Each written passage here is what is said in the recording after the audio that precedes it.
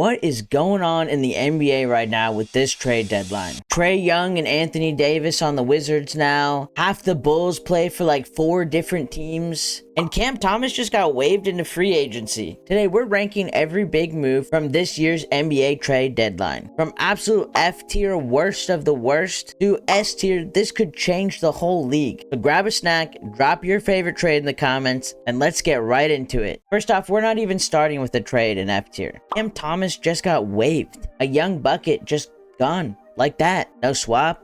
No sign, no trade, nothing. I don't care what your direction is. Letting that kind of scoring just walk free, that's crazy. Cam Thomas to the streets is an easy F tier for me. Now we're getting into the ED low impact trades. Blazers get Vit Krejci, Hawks get Duop Reith plus some seconds. Portland buys low on Krivic as shooting and depth, and Hawks keep stacking seconds and opening up spots. It's smart, but not life-changing at the end of the day. That's like D plus, maybe a C if they're lucky. Then we got Trace Jackson-Davis to the Raptors, with the Warriors getting a second-round pick. Warriors had a crowded front court after the Porzingis move, which we'll get to soon, and TJD wasn't playing. They dump some tax and get a second-round dart. And Raptors get a rotation big. Good business, but nothing crazy here. Definitely C minus D plus territory. Celtics add Nikola Vucevic, while the Bulls get Anthony Simmons. Chicago does Vuce a solid.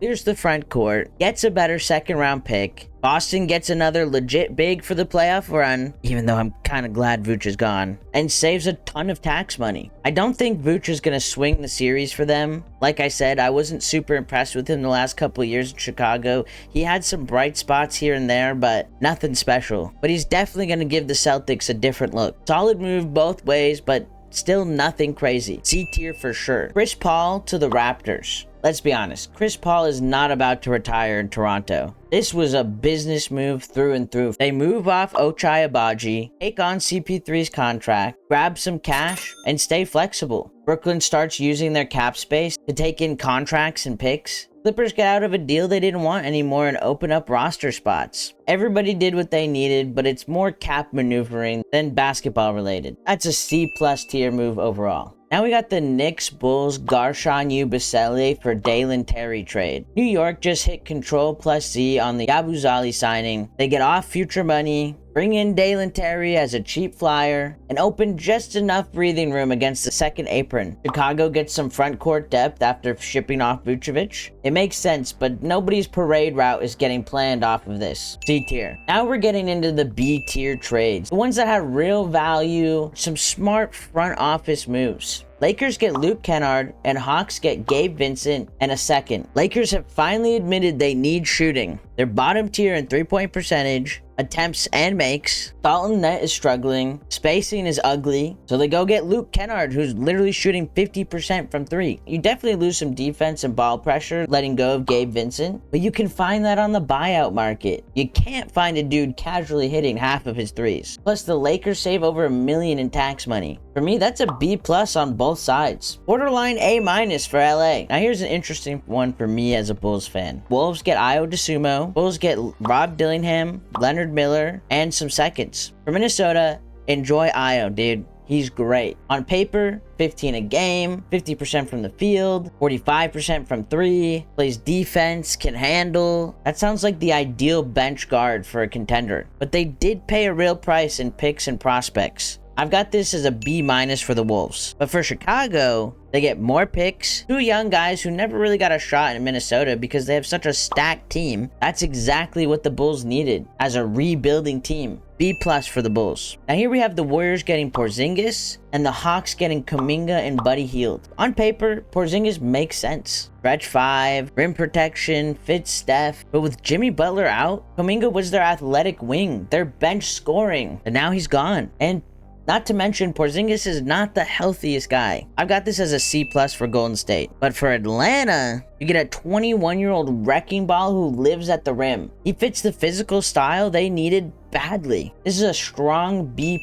for the Hawks. Now let's talk about Tyus Jones to the Hornets. Charlotte quietly had a great deadline. They grabbed Tyus Jones, one of the safest ball handlers in the league, plus picks. He doesn't even have to start. He's overqualified as third guard behind LaMelo and Kobe White. That's an A for the Hornets for sure. Orlando dumping him and paying picks to do it, that's more like a C for them. They had to avoid the tax, but it still feels a little bit expensive. Now let's talk about the Lonzo Ball 3-team trade. Cavs are saving something like $50 million in tax money just by moving Lonzo. For how little he was contributing to the team the last year, and don't get me wrong, I love Lonzo Ball, but that's just business. B+ for Cleveland for sure. Utah just uses their space to buy pick. They'll probably buy Lonzo out or see if he's worth a minimum later. Solid B for Utah. And Atlanta sneaks away with Jock Landale to plug their size issue with Porzingis gone. For what they paid, that's an A for the Hawks. Now let's talk McCain to the Thunder. This is one of those nerdy smart team moves on both sides. OKC turns what would have been a late first into Jared McCain, who's already proved that he can shoot and play off the ball. That fits perfectly next to Shea and all those big guards. B+ for the Thunder. Philly is super crowded in the backcourt with Maxey, Edgecombe, and Grimes. So they flip McCain for the picks, duck under the tax, open roster spots up to convert their two-ways, and keep flexibility for the summer. That's also a B+ for the Sixers. Now let's talk about the Kobe White, Colin Sexton trade. This was a three-way between the Bulls, Hornets, and the Thunder. Charlotte swaps Sexton for Kobe White and adds Mike Conley as vet insurance.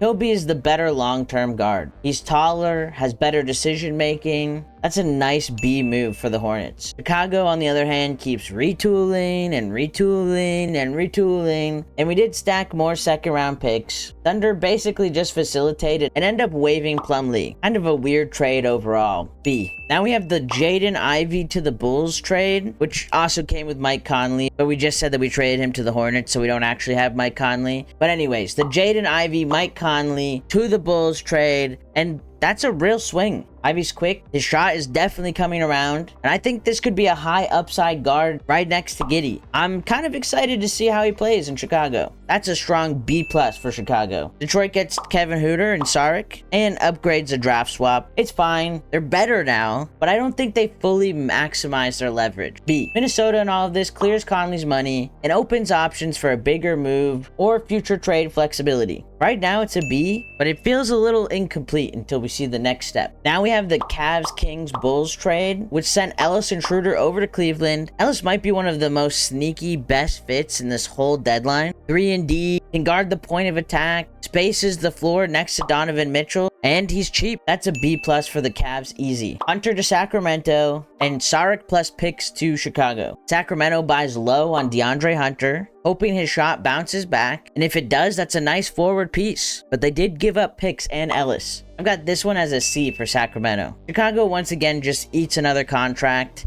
grabs extra seconds, and probably just moves on. Really didn't have to do much there. Now let's talk about the Knicks getting Jose Alvarado for the Pelicans. I love this one. New York grabs Jose, the definition of a chaos guard. Perfect off the bench, perfect for MSG. And the cap nerd part, the Knicks used this plus the Ubaselli-Terry trade to open up just enough room for the 15th roster spot. Smart cap work, perfect culture fit, A tier for the Knicks. Now we got the Bucks Suns Bulls trade. Nick Richards, Nigel Hayes-Davis, Cole Anthony, Amir Coffey. Milwaukee uses their tax flexibility to upgrade the backup center spot with Nick Richards and adds Nigel Hayes-Davis as depth. That's a nice little C+, B- upgrade. Phoenix escapes the tax, adds Cole Anthony and Amir Coffey, reloads the bench, and keeps their stars intact. It's not a headliner, but it's smart GM work. B tier for the Suns. And now we got Jaren Jackson Jr. to the Jazz. Memphis basically punted on the Ja, Bang, JJJ era and said, we're going all in on picks and flexibility. They get 3 first and multiple young players and clear their books for a long runway. For where they were at, that's an A move for me. Utah, on the other hand, says we're done waiting. They cash in picks for Jaren Jackson Jr. to pair with Laurie Kessler, Deontay George, and eventually Ace Bailey. That's an insane amount of size, shooting, and rim protection in one lineup. There are definitely questions about playmaking, but from a talent standpoint, this is an S tier for sure. And now we got James Harden for Darius Garland. This one is just wild. Cleveland bets that James Harden can juice an offense that fell off off last year, and that Garland's injuries were becoming too big of a question mark. If Harden is locked in and healthy, their offense just got terrifying. I got this as a B for Cleveland, but could possibly be an S tier. Clippers go the other direction, grab Garland as a long-term piece, and pivot away from the Harden experiment. It's definitely a B- on paper, but it gives them a cleaner path moving forward. And now we got Anthony Davis to the Wizards. Anthony Davis in Washington is something I never thought I would say out loud. From Dallas's side, they're basically admitting that the original AD move was a huge L, which sucks for Luka. Like, think about how Luka is feeling right now. Dallas gets Chris Middleton, some young pieces, a pile of picks. Given how cooked the market was for AD, that's a B. For the Wizards, it's more about timeline gaming. Keep losing now, keep your pick, then hopefully get a full, healthy AD next season, next to their young core. It's risky. On paper, this is definitely a C tier. Now we got the Trae Young to the Wizards for CJ McCollum and Corey Kispert. This might be the wildest trade of them all. Atlanta finally pulls the plug on the Trae era. They've peaked. The defense never really came together with him, and the fit just stopped working at a high level, even though the offense with him on the court was still insane. They bring in CJ McCollum to keep offense respectable, add Corey Kispert as a shooter, and suddenly have more balance and a path to build around Jalen Johnson. That's a B for the Hawks, but it opens up the door for a whole new era. For Washington, this is them saying, we're done being patient. They're dropping Trae Young into a young group with Bilal, Sar, and just see if he can be their offensive engine long term. Could it go badly? Yeah. Could it go good though? Also, yeah. With this trade being so much of a gamble, this has got to be an S tier. So that's my ranking from this year's NBA trade deadline trades. From Cam Thomas getting disrespected into free agency, all the way up to Trae Young and Anthony Davis living in Washington. Drop your own S tier move down in the comments. Tell me which team you think cooked and which front office you think needs to be investigated. And if you enjoyed the breakdown, make sure to like the video, subscribe, and hit that bell so you don't miss any future videos. And stay tuned for more deep dives.